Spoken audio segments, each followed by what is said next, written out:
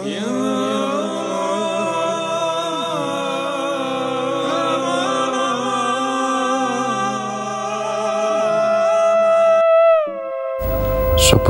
kalian subscribe dulu channel ini agar kalian tidak ketinggalan video terbaru dari channel kami.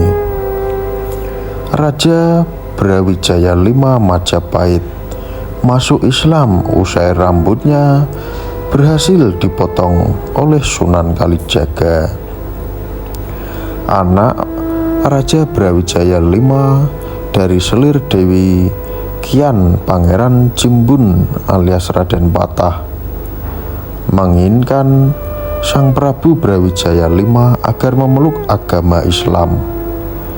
Berbagai cara dan trik dilakukan oleh sejumlah kalangan ulama maupun keluarga hingga akhirnya gagal. Namun Raden Patah tak kehabisan akal.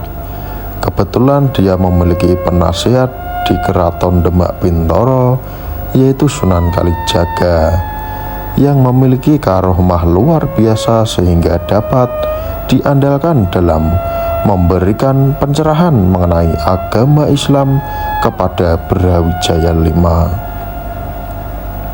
Kebetulan Sunan Kalijaga adalah menantu Sunan Ampel karena menikahi Dewi Kafisah putri Sunan Ampel dengan Dewi Chandrawati.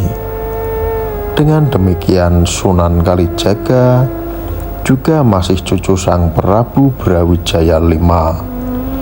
Lalu diutuslah Sunan Kalijaga ke tempat pesanggrahan Prabu Brawijaya V di Gunung Lawu yang terkenal angker dan banyak dihuni makhluk halus tersebut. Dalam serat Darmo Gandul disebutkan Sunan Kalijaga ketika berdakwah menggunakan bahasa yang penuh metafora simbolis atau pelambang kepada Prabu Brawijaya V,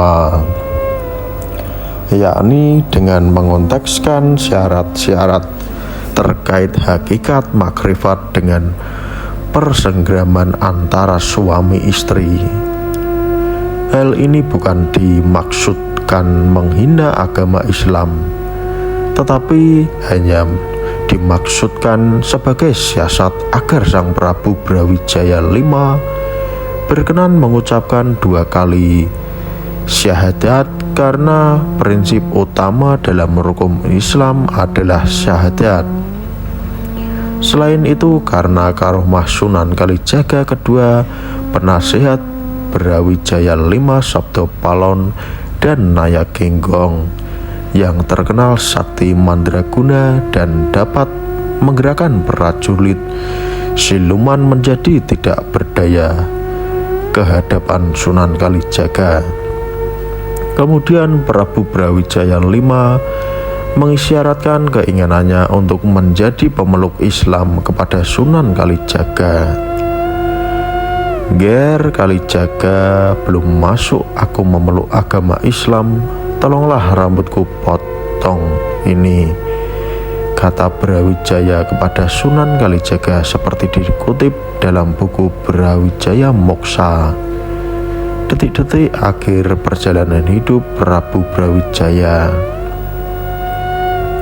Melihat permintaan itu, Sunan Kalijaga masih memantapkan niat Raja Majapahit tersebut dengan berkata, "Wahai Gusti Prabu, jika Gusti Prabu meminta dipotong rambutnya, maka hendaklah berniat lahir dan batin akan mengucapkan kalimat syahadat yang berarti masuk Islam. Sebab jika niat Gusti Prabu hanya lahirnya saja, tentu rambut Gusti Prabu tidak mempan saya potong," ujar Sunan Kalijaga. Karena sebagai Raja Majapahit yang gemar melakukan tapa berata, Sang Prabu dikenal sakti mandraguna. "Kamu masih belum percaya padaku, Ger Said? Percayalah, aku benar-benar telah lahir dan batin berniat memeluk agama Islam," ujar Prabu Brawijaya V. Lalu Sunan Kalijaga berhasil mencukur rambut Sang Prabu Brawijaya V. Setelah itu Sang Prabu mandi besar sebagai isyarat kesungguhan memeluk Islam.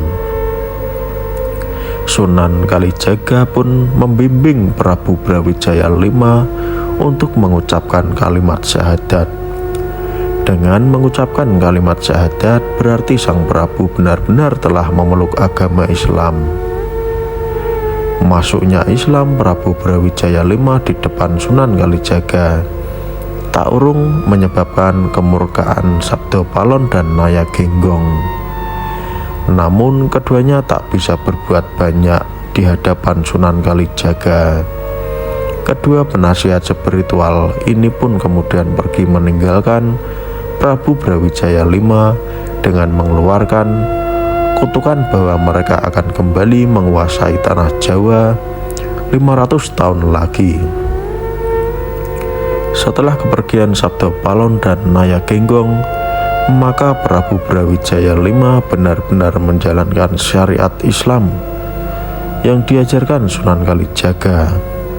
Dalam pergulatan menjelaskan spiritual, konon Sang Prabu Brawijaya V sampai mengalami moksa, yakni hilang beserta raganya di lereng Gunung Lawu. Apa pendapat kalian tentang video ini? Silahkan beri komentar di bawah ini. Mau bahas tentang cerita mana? Kalian bisa request di kolom komentar.